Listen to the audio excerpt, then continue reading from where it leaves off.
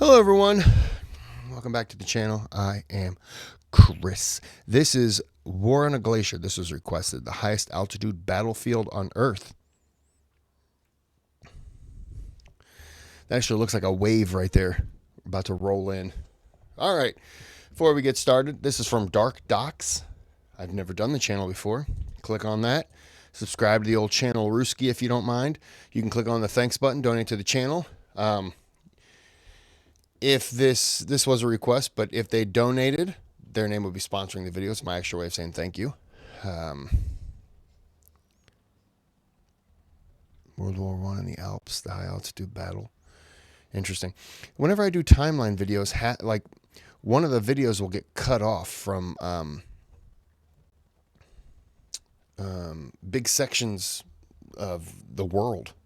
I don't know why it does it. Anyways, it's not about that. It's about this. So let's get started.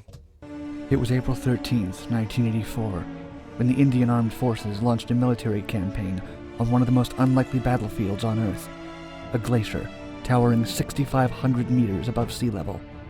Their mission was to take full control of the area, a remote and uninhabited stretch of the disputed territory known as the Karakoram Range of the Himalayas that straddled the India-Pakistan border. After decades of push and pull between the two countries over the exact parameters of the line that divides them, the goal of the Special Indian Armed Forces was to once and for all claim the Sakhalin Glacier for India. The Indian troops, led by Lieutenant General Prem Nath Hoon, would do this by taking certain strategic points along the three traversable passes through the glacier. It's worth noting that this was a place no military had previously considered to be strategically significant. To access the Sakhalin Glacier, Not that it's significant, but I don't know many countries that say, hey, you want to go fight on top of a glacier? It just doesn't sound like a reasonable kind of thing. But it worked, or it happened apparently. I don't know if it worked, but it did happen. the second largest non-polar glacier on Earth, the Indian forces would be airdropped into the eastern Saltoro Mountains, a sub-range of the Karakoram which contains the ice field. To avoid drawing the attention of their rival, Pakistan, on the other side of the mountains, they would then proceed the rest of the way on foot, a grueling climb into the icy unknown. To complete their mission, the soldiers faced monstrous weather, bitter cold, and uneven, dangerous terrain. To secure the area and the border for India, the greatest threat would not be the army of Pakistan, but would instead be nature and the glacier itself. It would be anything but easy.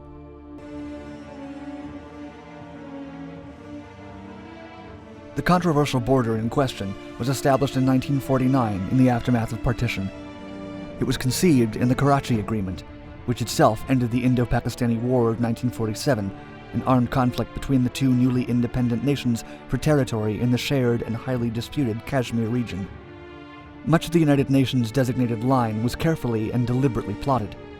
However, the easternmost portion of the line ran through Himalayan territory so remote and so high in elevation that it was considered uninhabitable and thus of little tangible value. As such, no one in 1949 thought twice about drawing this portion of the ceasefire line as a simple straight line, not taking any of the actual geography or terrain into due account. The line began at a point designated merely as NJ 9842 and ran directly north through three glaciers, the Remo, the Baltoro, and the largest of them all, the Sakhalin. Decades of fighting ensued between India and Pakistan. In 1972, the ceasefire line was relitigated and rebranded as the Line of Control, or LOC, as part of the Shuchetgar Agreement of that year. The LOC acknowledged slight modifications to the original line, changes that resulted from various military advances made by both sides since the Indo-Pakistani War of 1971. However, the straight line pointing north through the glaciers remained untouched.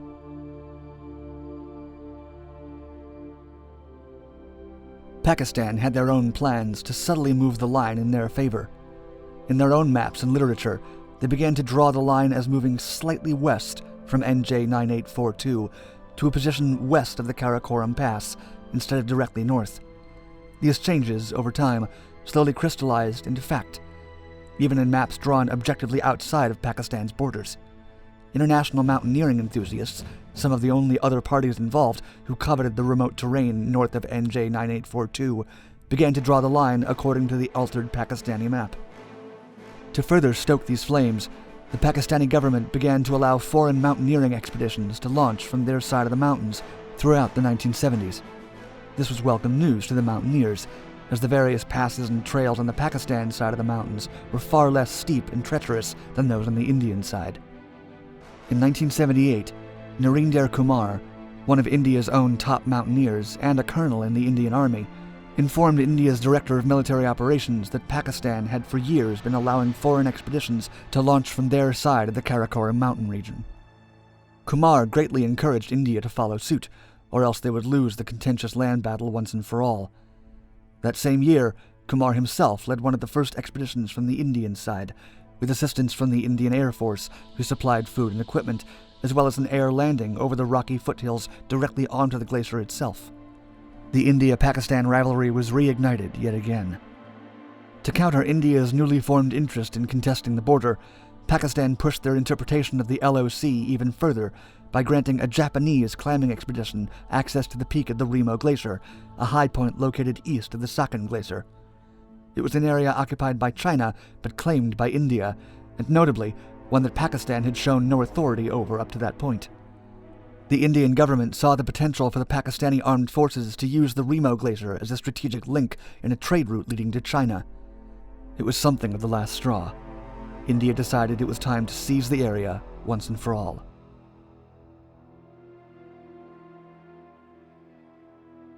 A plan was formed late in 1983 to airdrop Indian forces onto the glacier as soon as the weather would allow in the following spring. A training camp was established for the Indian Army unit at the High Altitude Warfare School, a training and research facility built by the Indian Army in 1948.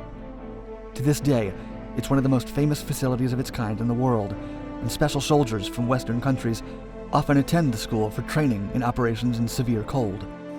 On the Pakistani side, a meeting was held in December 1983 under the supervision of President General Zia-ul-Haq. He gave direct orders to his commander of the northern areas, Major General Ayir Dad Khan, to preempt all Indian attempts to occupy the passes surrounding the Sakhan Glacier.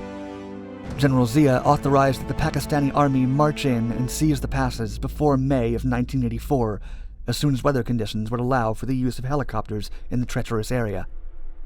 To patrol the glacier, the Indian forces would need the right equipment. They required, at a minimum, thermal coats and pants, balaclavas to cover their faces, tents, ice axes, goggles, and insulated boots with spikes. Much of this equipment was only available in Europe, and so Lieutenant General Hoon, the leader of the operation, contacted an outfitter in London in the hopes of acquiring all the necessary equipment. But the supplier in London informed Hoon that they would not be able to supply the winter apparel and gear that the Indian Army requested, because a large order for over 150 pieces of equipment had already been placed by the Pakistani military. I was just about to say, he's going to say, we can't do it because Pakistan beat him to it. Of course, now the Indian Army had advanced warning of Pakistan's own intent to launch an offensive on the glacier. Additional intelligence received by the Indian military that winter informed them. I don't think Pakistan would have wanted England to tell them, oh, we can't because we're supplying their military with the same stuff. India's kind of like, oh, what a coincidence. Yeah. Tell me their war plan without telling me their war plan. That Pakistan planned to start their operation on April 17, 1984. As a result, India decided to move their operation forward. They would begin 4 days earlier. April 13th would be India's Glacier Take-Back D-Day.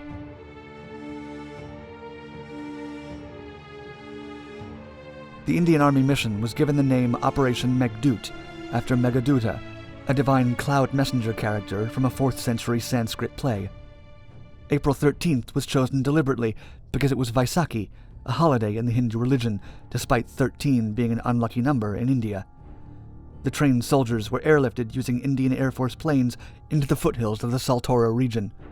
Once atop the glacier, The troops divided into subunits and were deployed to the various corners of the glacier to secure the 3 vital passes on its western side. Lieutenant General Hoon sent the Northern Command further up the Saltoro Ridge west of the Sakhan Glacier.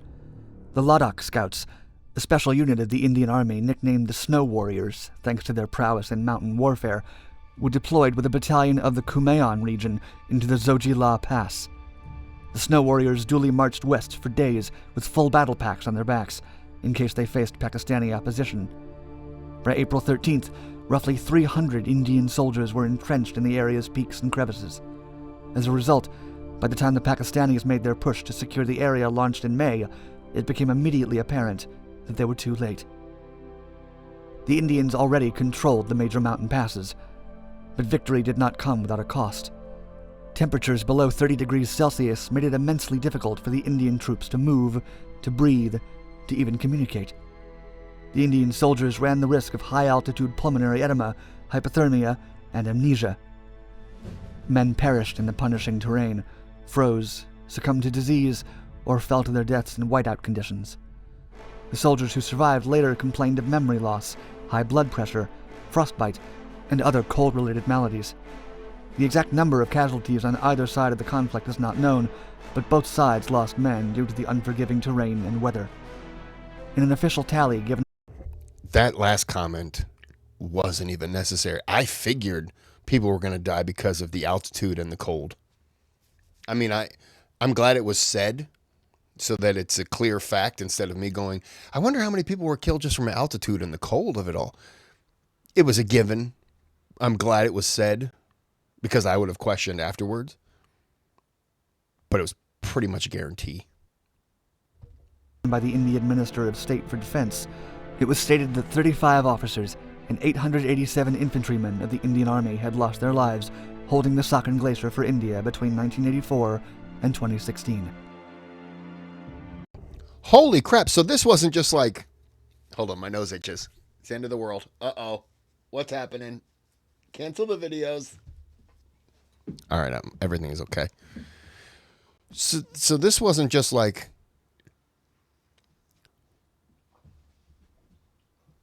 let me go back. Hold on. Glacier for India between 1984 and 2016. So you're talking 32 years? 32 years. War on a glacier. 32 years. Honestly, I expected this was like a battle that happened on a glacier. Never expected that this was a prolonged thing. I do understand those two countries. Not the best of friends. But wow.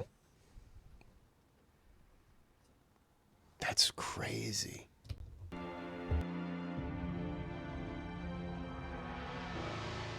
Whether the operations on either the Indian or Pakistani side were ultimately successful in the long view remains an open question.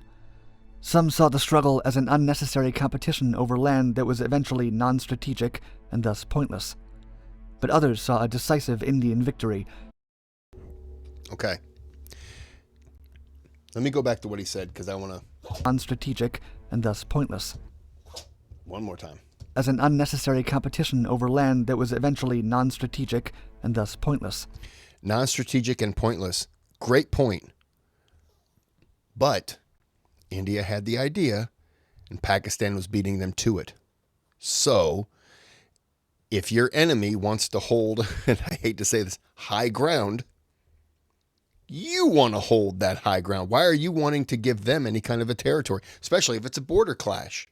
Why do you want to give them something? You want it now. So yes, it is pointless. Absolutely pointless. But if my enemy wants something, I want it too.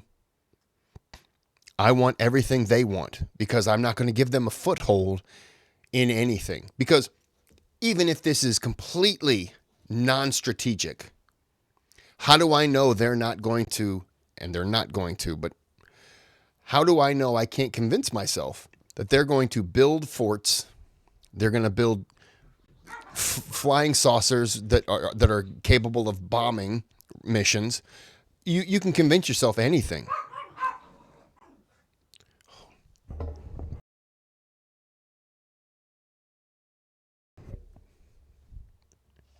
good shut up always does it.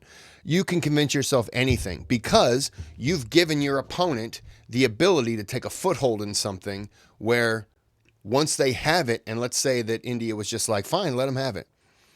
But then after a while, you're like, you know what? Maybe that was stupid because that was our area. Well, now we've just given up ground. So yeah, it is strategically worthless, but it doesn't stop countries from wanting to do it. This is since I'm an American, there's a great movie called Hamburger Hill. It's about the Vietnam War. Is it Vietnam War? Or was it? I think it was the Vietnam War. So I apologize. It could have been the Korean War. I think it was the Vietnam War. So I'll say the Vietnamese. The Vietnamese had this hill. It was like the name of it was like P-153, right? That's what the United States. I'm phasing terribly here, aren't I? Too much light. That's what the U.S. military had like strategically called it. It had no strategic value, okay? But the Vietnamese had it. So the American commander said, yeah, they're holding it for a reason. I want it. I want to hold it for the same reason they're holding it. But we don't know why they're holding it exactly. We don't know why we want to hold it, but I want to take it from them so that they can't hold it for whatever reason. Maybe they're using it to tunnel into the mountain, and if we secure that would, if they're tunneling and they're going through, we secure that means that they're not going to cross underneath the mountain because they're scared that we'll blow it up. Whatever. So the U.S. military decided, we want it. There's a movie about it. It is gory in terms of just massive death. People dying all over the place, American soldiers dying. The end of the battle, spoiler, the Americans take it. The amount of casualties, it was amazingly stupid. The American military captures it and says, we got it. And then shortly, and I mean like a couple of days to a couple of weeks, the American military says, yeah, there really wasn't any point in securing this. This is garbage. By the way, I think they even napalmed it. So they're like, there's no reason for us to have, there's no strategic value to it. We just wanted it because they wanted it. So what happened? They left. And the Vietnamese came right on back and just secured that I almost said beachhead, secured that mountain. So if you're an American like me and you're looking at it, you're saying, why'd you sacrifice all those American men? Why'd you kill all those Vietnamese? What was the point? There was zero strategic value in it. You gave it up days or weeks after you surrendered it. Why did you need it? All the people who died on it, all the people who fought there and survived now have to look back. By the time they got home or were relocated, and then they hear, hey, you know that mountain you guys fought and died for? Yeah, we just gave it back to them. Cool. Yeah. I lost friends. I lost whatever. People, this isn't a video game. It's not a reset button, and they just come back. You don't die and then you're respawned on another spot on that mountain. This is one opportunity. That's it. And I get very angry when I talk about this Hamburger Hill in particular. Very, very angry. Because it was a loss of lives that was pointless. Hold on. You know what? I want to look it up. Give me a second. Okay. I looked it up on my phone. I should have looked it up on the computer so you could read along. Give me a second. Okay. So I did here's the movie. 1987. No, thank you. So, how many U.S. soldiers died on Hamburger Hill? 10-day battle. May 69, 72 soldiers were killed. By the way, if you're here because of the war on the Glacier, this is a little tangent, so I apologize. 72 soldiers killed, 372 were wounded. Date of the battle, blah, blah, blah. Location, South Vietnam, known as, Hill 937. Okay. By the U.S. military, and Hamburger Hill by the soldiers. It was Hamburger Hill, by the way, because they were just the Vietnamese. Here's 630 killed. The Vietnamese and the Americans were just gunning down. They were just like leaving people looking like hamburger meat. Controversy. The battle sparked controversy within the military and among the American public due to the high number of casualties and the fact that the hill was subsequently abandoned. What? The battle seen as a turning point in U.S. involvement in the Vietnam War, leading to a shift in strategy toward Vietnamization. What? Did I even say that right? Yeah, why do they call it Hamburger Hill? Hamburger. Yeah, to a meat grinder. Yeah, there you go.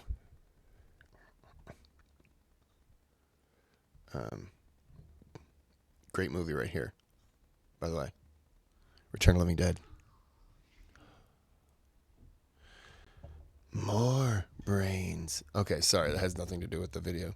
Back to the video, though. Just had to go on a little side rant.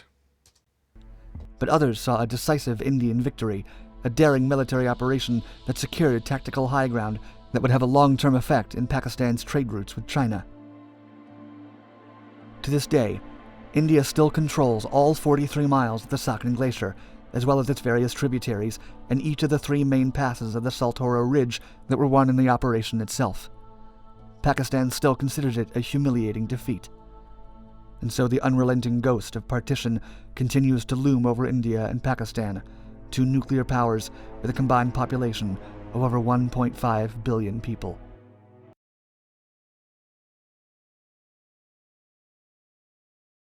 Wow. That's crazy. It was April. I want, just please. Okay. Well, we're going to end this here. My apologies for going on a little tangent there, but, it was something that just kind of sprang up. And I like to do that every now and then. So we're going to end it here. It's kind of crazy. It's the end of March, and I just had to drink some hot chocolate because all the windows are open, and it's kind of chilly. Close the windows, you say. No, it's what I have hot chocolate for. All right, we're going to end this here. Hiccup, and have a good day. Have a good night.